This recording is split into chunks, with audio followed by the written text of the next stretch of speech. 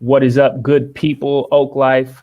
What is popping? It is Chris and Greg and Chris back at it again with another Roots and Branches. And today we're going to be talking about weird Christians. So get ready for the conversation.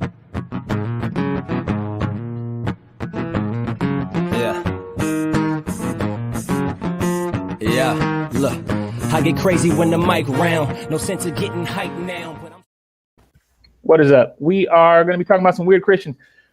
There's a couple of examples that have been flooding the media around this whole election thing. And we actually, if you've been with part of Oak Life, you've come across a couple of, or may have come across a series where we had a little section where we talked about just some weirdness in some Christianity. You know, we're going to make fun of our own a little bit this conversation. So is there anybody or any examples that come to mind, Chris, when you think of weird Christians in 2020? Well, there's fresh ones for sure. I think it's silly season. I think Obama used to call election season silly season. Like people get weird and they're not thinking as rationally as normal. And I got a text from somebody that said, "This is why I'm no longer a Christian."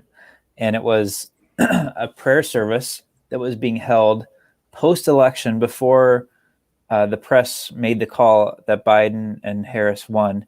And it was a bunch of what I would call evangelical, charismatic celebrity Christians hosting a prayer service, and majority white. And so there's a video of Paula White praying for Trump's victory, and you saw the video. And this is the thing: if you have no framework for Christianity at all, and you see that video, it is the most bizarre looking thing in the world. You're like, what is happening? And what's problematic is she's Trump's spiritual advisor and has a following of millions of people and is immensely influential and rich. And so I don't know, these ones, I don't like to disparage people's spirituality or faith ever.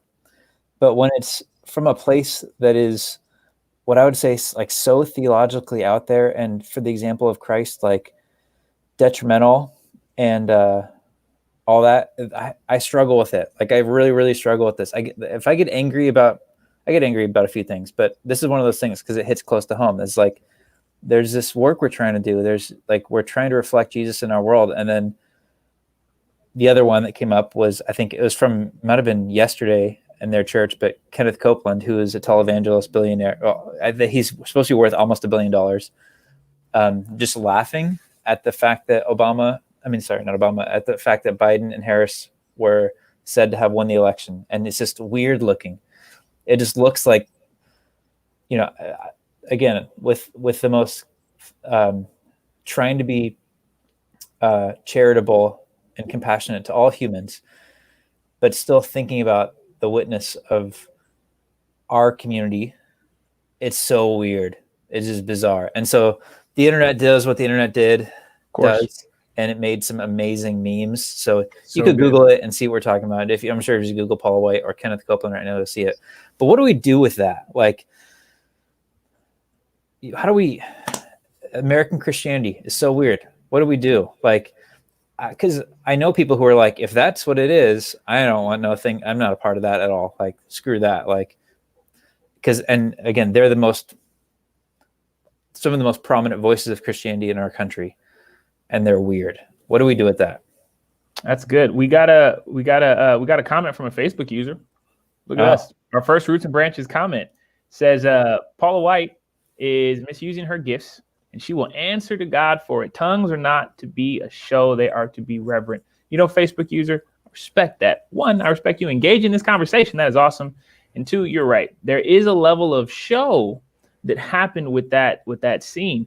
I mean, there's a remix by an individual who's very popular for remixing culturally relevant sayings these days. And the song is catchy. Like, if nothing else, Paula White, she at least had some cadence. She was able to keep a beat because, man, I hear the sound of overwhelming victory. I mean, I heard it all this morning, so it was pretty hilarious. But you asked the question, Chris, like, what are we to do with that? And I like immediately imagine us at Oak Life. We talk about the open table, right? When you have that family setting and you have that open table and and you come around the table, you got that one cousin or that one aunt or uncle or family member that is like, yo, how are we going to get through the night? You know what I'm saying? How are we going to make it? And it's like, how do you still love said person, right? Without it getting ugly. Now, I think that framework shifts your question from like this broad perspective of how do we as a number of people address another number of people that are representing us, and it kind of puts it to how does me as an individual address the one person who thinks differently from me. And I think the answer to that question is different for both scenarios. Like, how do we as a group of people deal with the issue? I think an answer, maybe not the answer, is first we got to understand like where does that stuff come from? Like before we can address an issue, we got to at least try to understand what is it that we're going to address. Otherwise, you just make things messy. And yeah, how do we understand what's happening? You clearly have not a soft spot, but maybe a activation spot. Right. Absolutely. So, yeah. So what would you say is like some of the source of where this type of expression of Christianity comes from? Because it does so much harm, and it's not Jesus. Like, so this is where I think squaring an expression. You asked the question. We watched this video before this, and you asked the question. You made the comment, I would love to like see Jesus watch this video. Like, and when we put it into that context, like, what was the religion of Jesus? What did it look like? And does our American flashy, showy celebrity thing have anything to do with that? And I think the answer is a little bit yes, but a lot of the packaging, no. Like, it's so disconnected from the movement that was started by an obscure rabbi who was not chasing celebrity, who never wrote a book, never held office. And so I just, it seems so disconnected from Jesus, the showiness of it. So I would say, here's some, like, we have to be healthy skeptics in love. So we look at every person with compassion. Everybody is doing the best they can for the most part.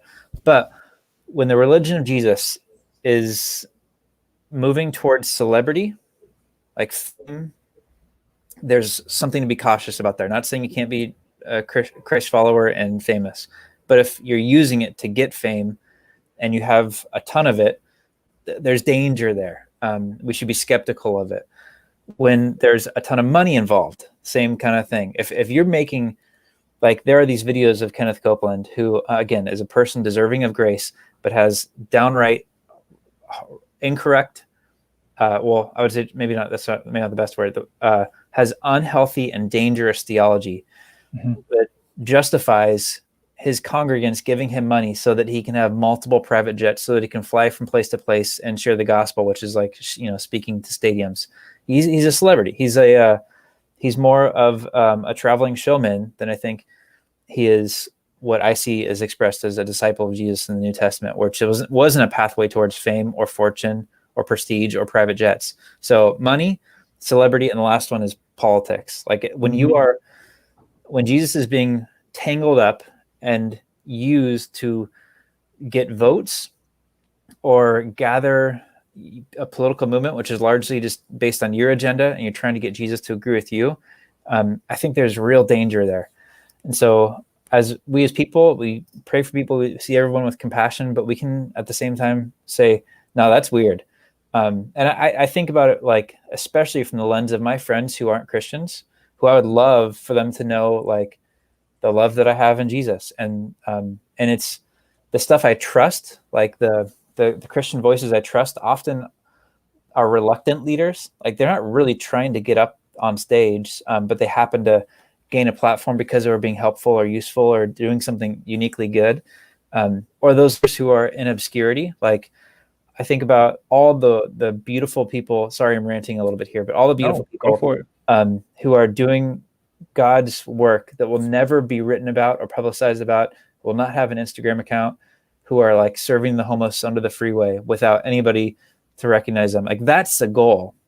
That's what a disciple looks like, not the person with, there's these Instagram accounts prophets and watches and preachers with sneakers or something like that, and they like just take a snapshot of a famous pastor and then like do the price point on their outfit. And it's like, dude, if religion's getting you fame, fortune, and a $15,000 watch, that ain't the religion of Jesus. That's my opinion here. And I could be wrong, but that's what I think. So I don't know. I think you treat people with love, but you have a healthy skepticism with those cultural currents, because these, I think, are just American things. I think a lot of these folks are no different than like a Kim Kardashian or I don't know, whoever the next like influencer guru is. You're just trying to get a following and make money. So end rant, like, I don't know, mic drop. Yeah, I mean, at the same time, I probably get enjoyment out of this because I've been in some spaces that they're like, I could see how you get from this to like down to the waving your suit jacket and slaying people in the spirit and the whole stadium falls so over. good, man. Again, where do you see that in the Gospels? Like where, it's very showy. You can draw a lot of people.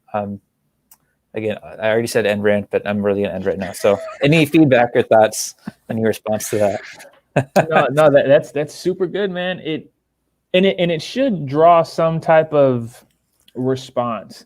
When we were watching the video, like, and I saw, I don't even know his name, but the dude who was laughing at Joe Biden victory, like I was just confused. Like I was 100% like, what is happening right now? Because he was laughing, and then everyone was laughing, and then everyone started standing up, and then he's still just laughing, and I'm like, man, I'm missing some context here.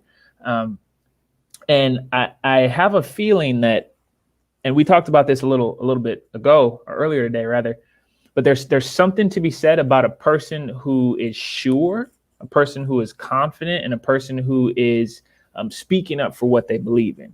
There's something attractive about that, that type of leadership, even if it's wrong. Now, I'm not saying that we're right, we have all the answers, and everyone who doesn't think like us is wrong. I'm not saying that, but I am saying that when you get to a certain size, as far as influence is concerned, the motivations they are under attack. They could be under attack. I think of an analogy for those who know me. I like to speak in random analogies. It's I'm pretty sure the term is giantism, when the body has, well, the definition is it's described as an accelerated growth during childhood from a production of excess growth hormone. By definition, giantism must occur during the childhood before the growth plates in the long bones of the body have closed. So basically there's no sense of enough. The body just continues to grow. And I feel like we're designed for not a normal, but like a range. Like we have a range of what size is healthy for the human. And when it goes past that, then the longevity of the body is incredibly decreased. I think the same thing goes with our influence, right? When we have a certain amount of influence, I think it's healthy because it draws a connection to other people, but you get access of that, and then you just start doing weird things, man. And yeah, I'm wondering in my head, my questions is, okay, is there any, if we come across an individual who is from this type of Christianity, right? Like, is there a way to have a conversation with them? Should we try to like get them to see things from a different perspective, or is it even worth it? Another question is, how do we prevent ourselves from growing too big in our identity, growing too big in our influence, growing too big in our interest for intellectual Christianity? Like, where is the sense of enough? And I know that's like a rhetorical question, but those are some of the things I'm thinking of, like, as you were talking. And yeah, interesting stuff, man. That's good. I think asking that question is like a big piece of it, right? Like just having is this okay? Like holding that tension, like, am I healthy? Is this bringing me towards love? Is this good?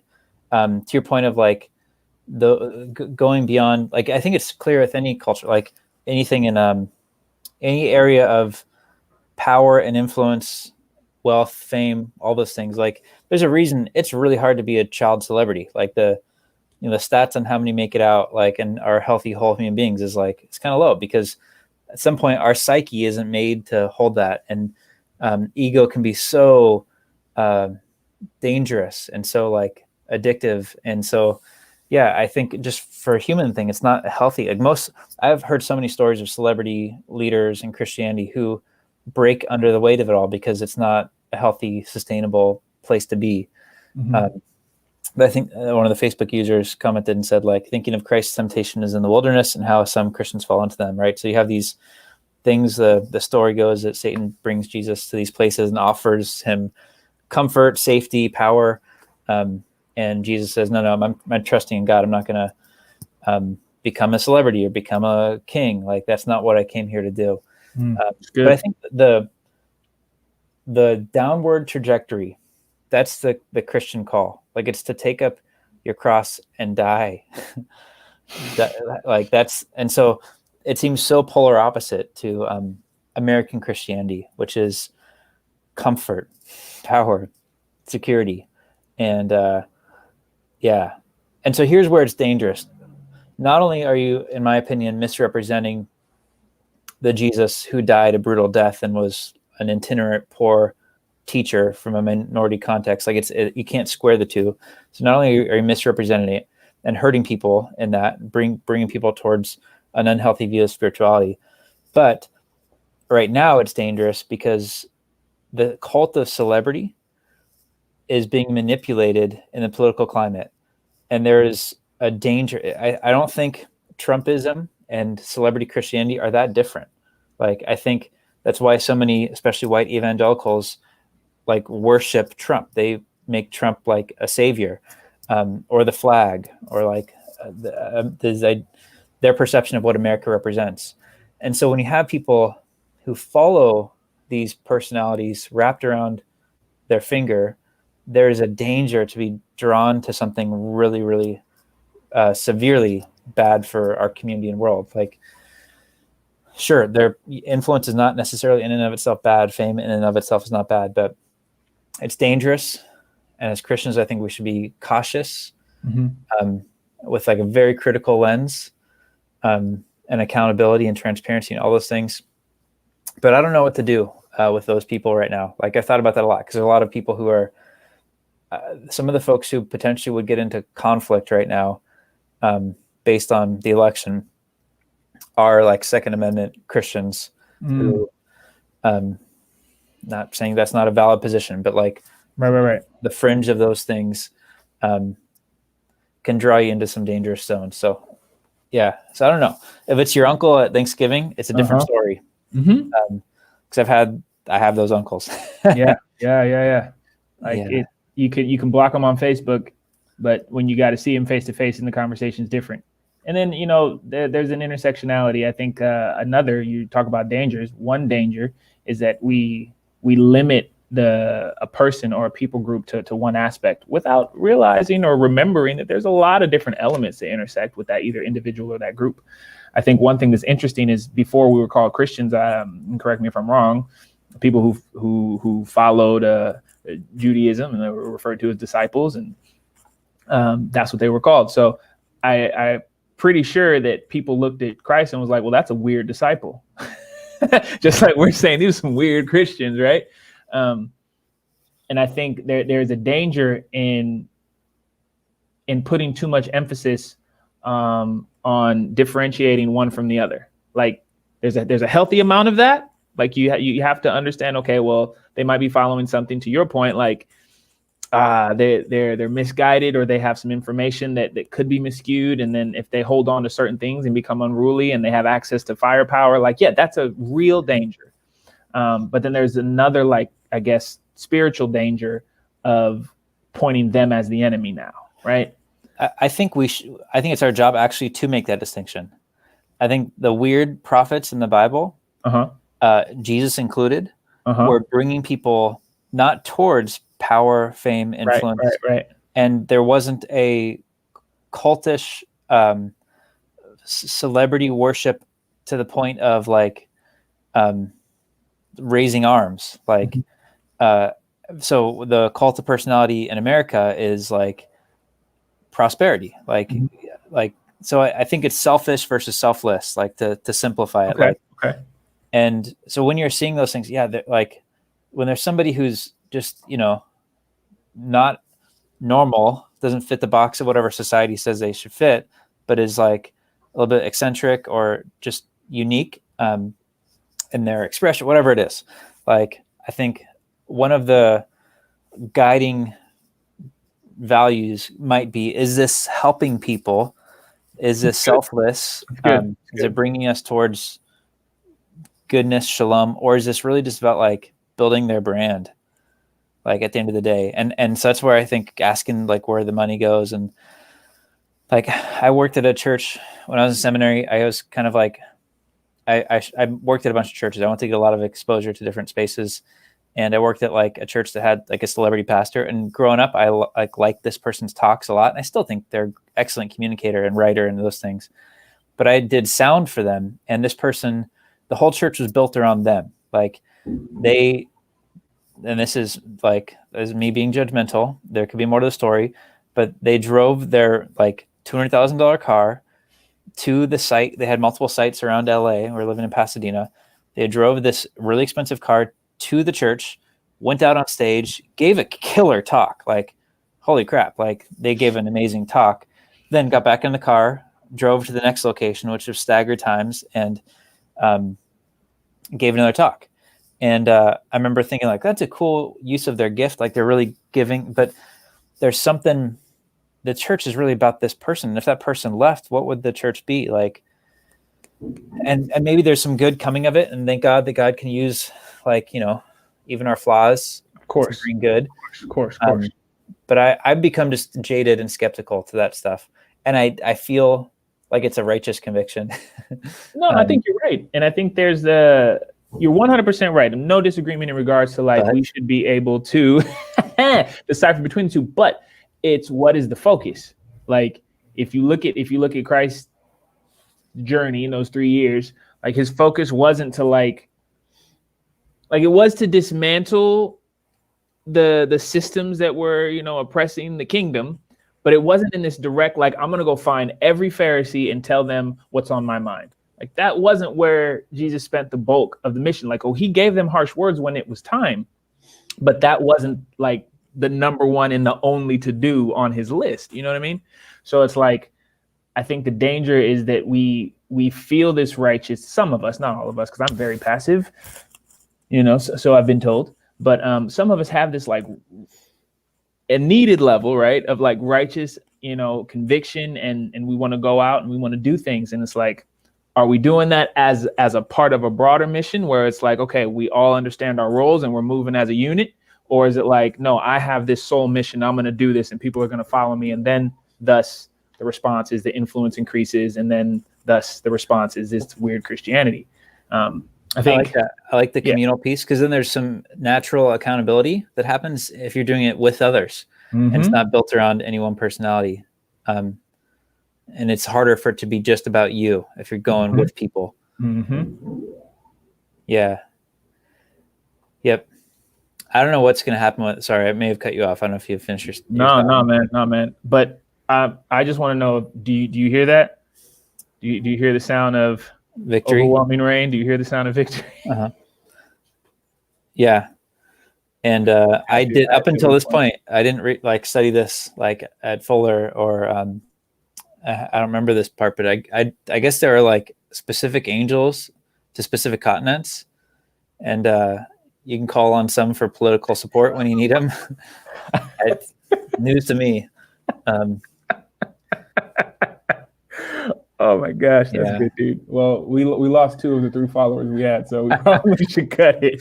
Well, I just want to say, this was Greg and I kind of riffing out, and I don't know. I hope you hear the heart underneath it, not to make fun of anybody's spiritual practice, but to like, if you've got that level of influence and stuff and money, there should be some challenging questions. And also, as a pastor to people who have been hurt by this stuff, like,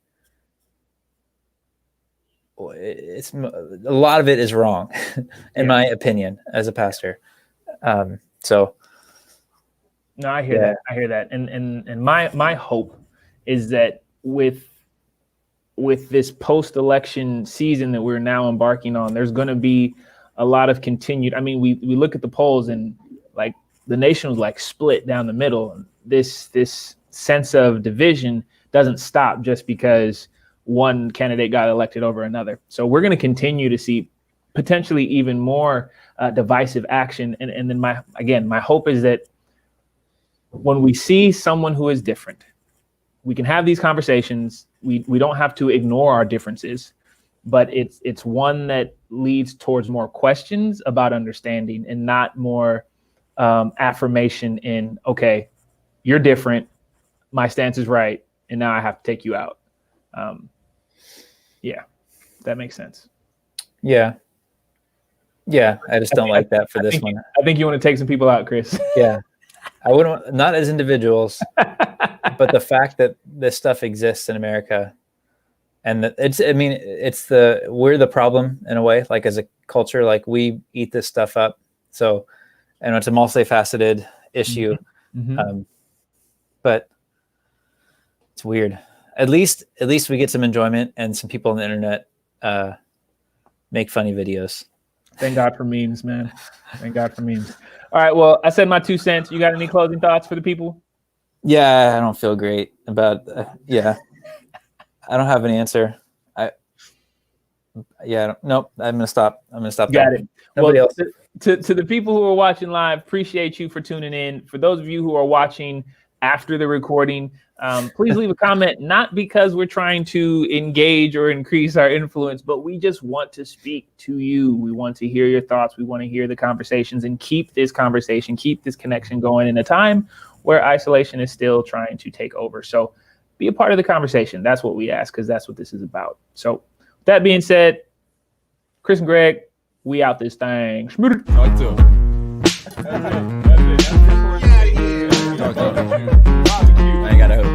I ain't got a hope.